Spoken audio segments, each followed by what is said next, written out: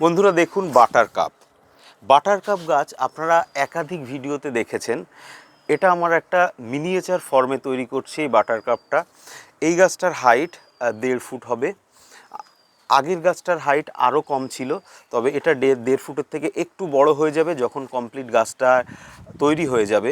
দেখুন গাছের ওপরে একটা সিঙ্গেল আপরাইটস একটা স্ট্রাকচার দিয়েছি এখানে, এবং গাছের ওপরে যখন ডালগুলো এরকম সুবিন্যস্ত থাকে, মানে আমি যেটা বলতে চাইছি যে ডালগুলো দেখুন সমান্তরালে থাকবে, একটার সাথে আর একটা এরকম ক্রস হবে না। যখন এরকম সমান্তরালে ডালগুলো বেরোবে তখন সেই গাছ ইন ফিউচার অনেক বেশি লাস্টিং করবে। যদি গাছের ডাল ধরুন এইটার সাথে এইটা ক্রস হয়ে যায়, এর ওপরে আরেকখানা এরকম এসে যায়, এরকম এসে যায়, তখন কিন্তু গাছের ডালগুলোর মধ্যে এয়ার গ্যাপ সেভাবে থাকবে না, এবং পরবর্তীতে এই ডাল একটু পুরনো হয়ে গেলে কিন্তু এই গাছ ডাইব্যাকে চলে আসবে। সেই জন্য আমাদেরকে খেয়াল রাখতে হবে গাছ যখন তৈরি করব তখন যেন গাছের ডালের বিন্যাসটা যেন সমান্তরালভাবে হয়।